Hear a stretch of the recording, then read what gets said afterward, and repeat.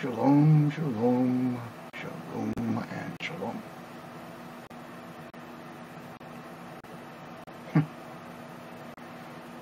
For my detractors, Adiata morons. Anyhow, I'm going to pick this up. I was sort of really wasted yesterday. As in tired, exhausted. Didn't sleep much. 3 hours of sleep doesn't do well. And it tends to really affect my efficiency. I'm going to pick up on the ancient tech for the pre-flood. We'll go into chapter 6 of Genesis next week. Or not next week. Well, next video, whenever it is. But I'm going to cover this as much as I can.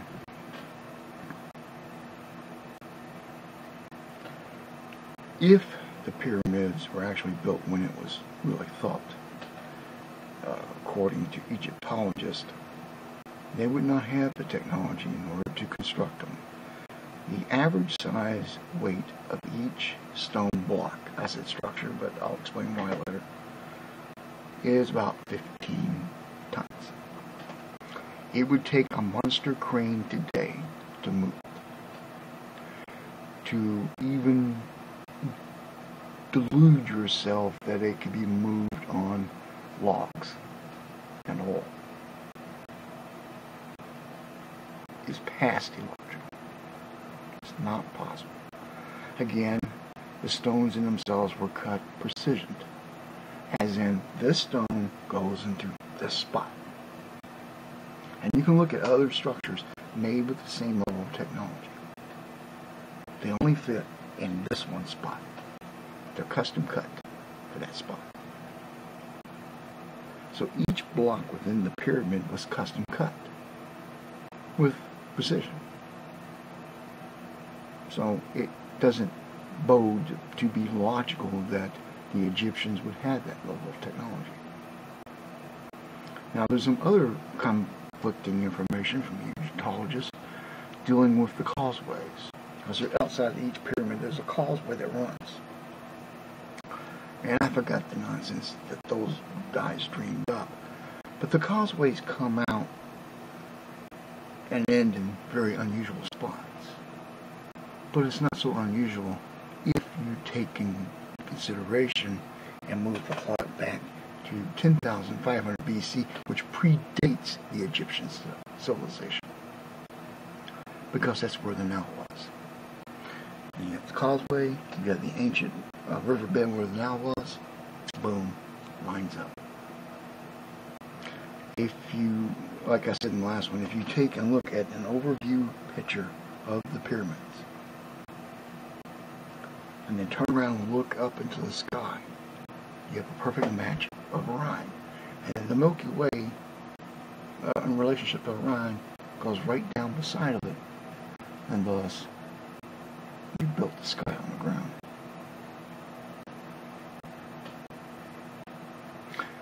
Now, let me go into some of the construction material used.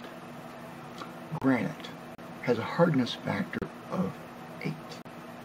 And I'll explain later what all that means, if you don't know. This is used primarily in the center of the pyramid in very key spots.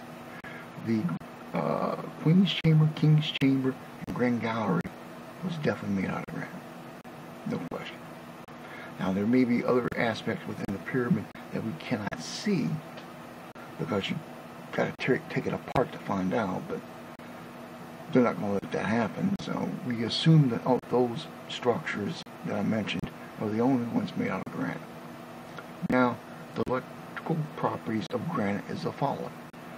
Granite generates natural radiation. It gives off radon gas. Naturally.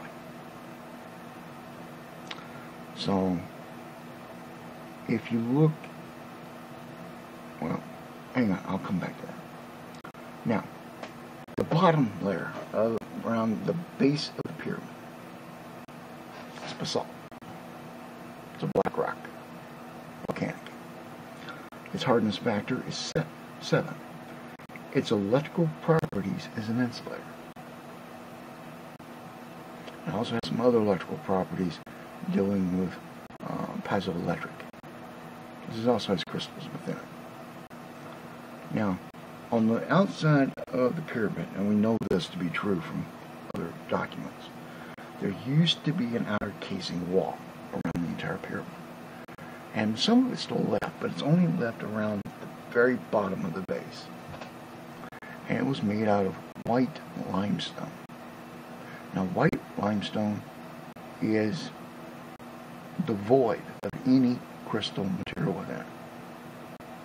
There's no quartz within white limestone. It's just carbon carbonate is all it is. And what is it used for electrically speaking? It's an insulator. No quartz in the rock.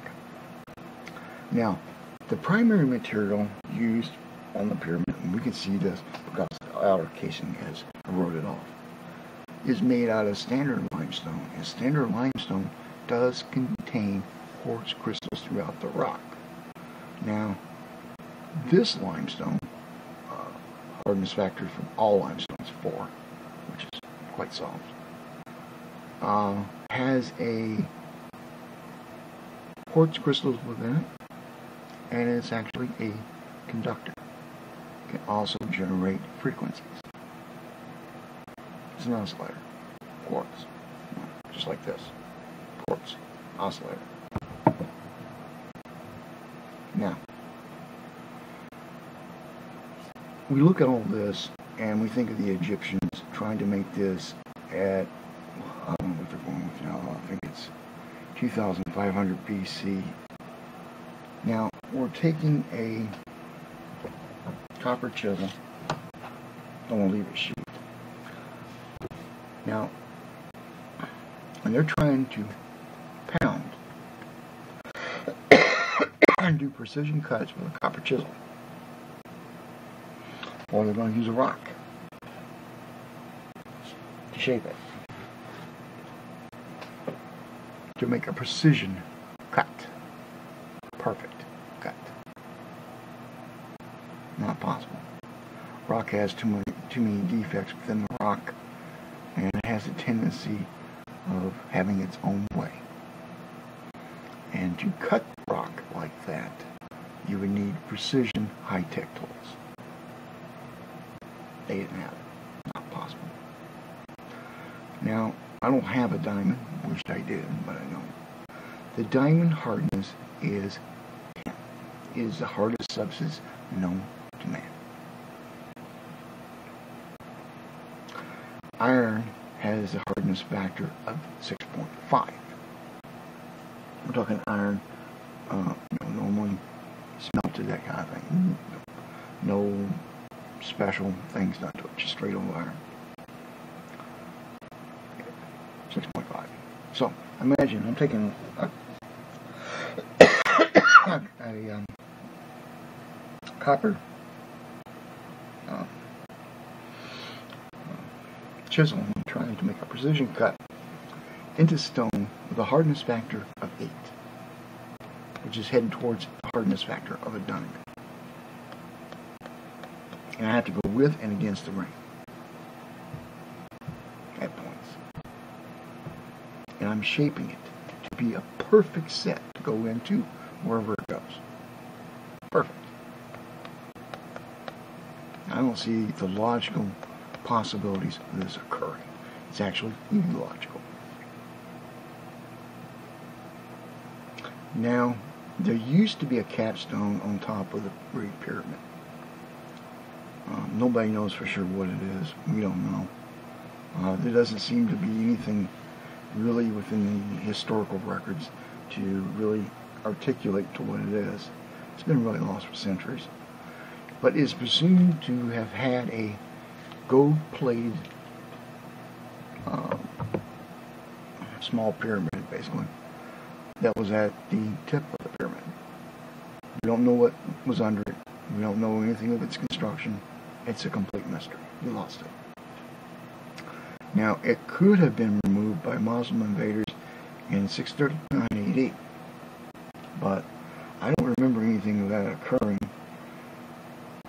However, it is likely that they did, or it was taken sometime before.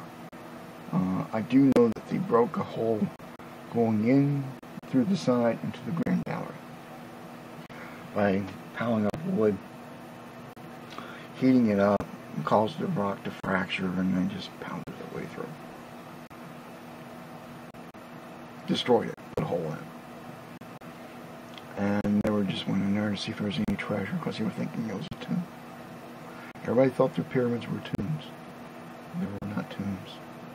Although the Incas or the Mayans may have used them as tombs at a later date, its original construction is not a tomb.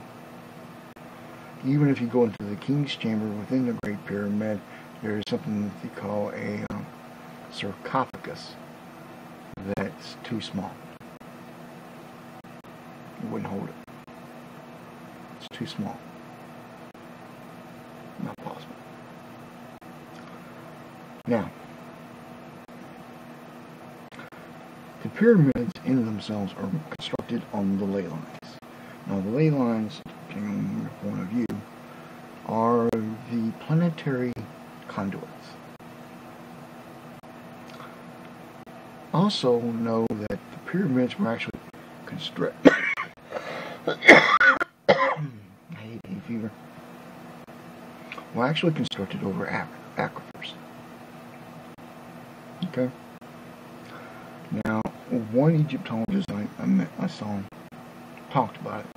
He actually went into the aquifer, looked around, and noticed that it was modified. It wasn't natural. I mean, somebody went in there and modified it. The best way he described it was like a honeycomb type of construction underneath the Great Pyramid. And what would have happened at the time is water would have rised and fell, which would have filled these chambers up, and it would drop. And this would actually create a piezoelectric type of charge. So essentially, it was like a battery array.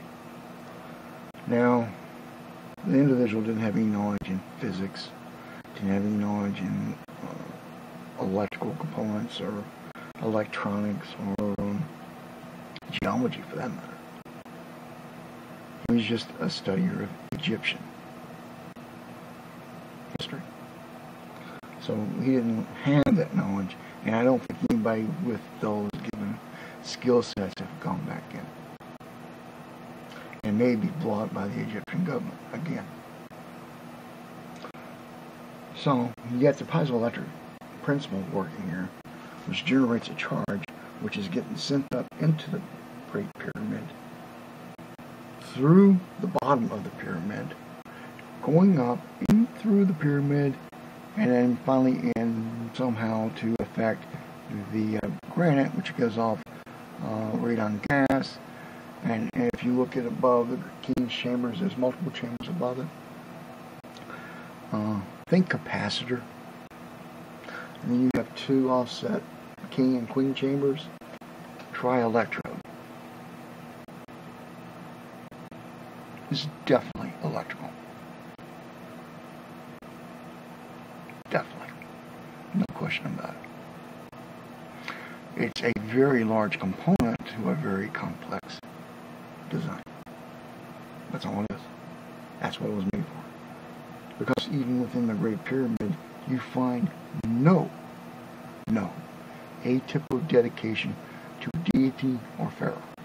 There is graffiti in there, modern graffiti, and even graffiti going back to the Egyptian days, but no inscriptions, no murals, nothing that the Egyptians did.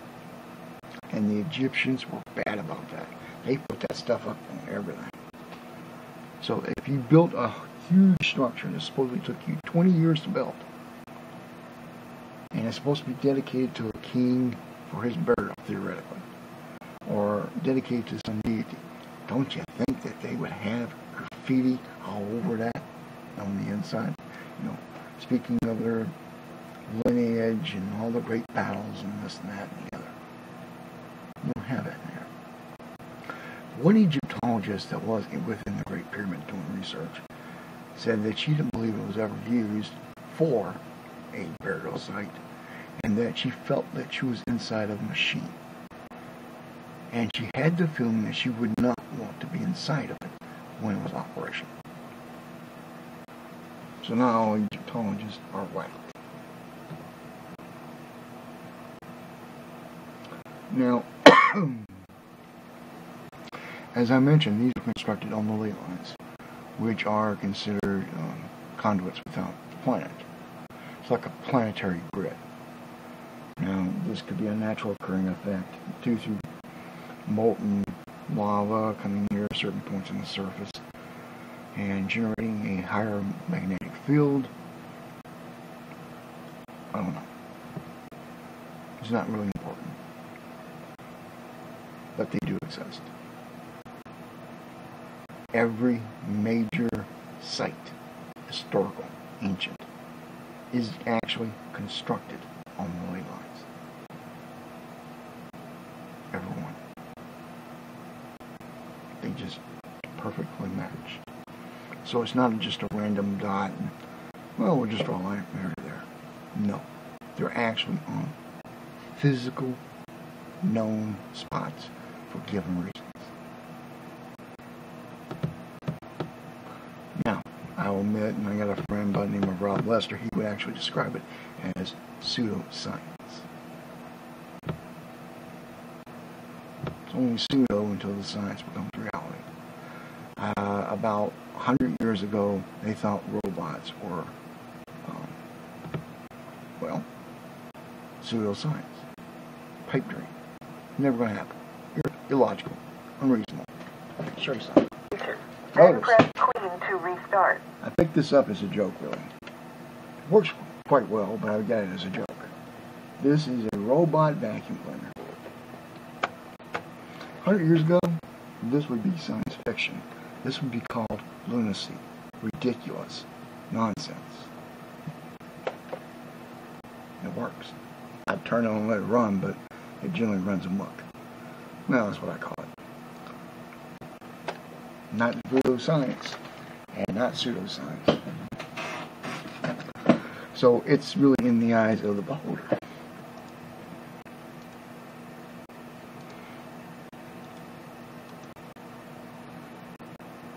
So,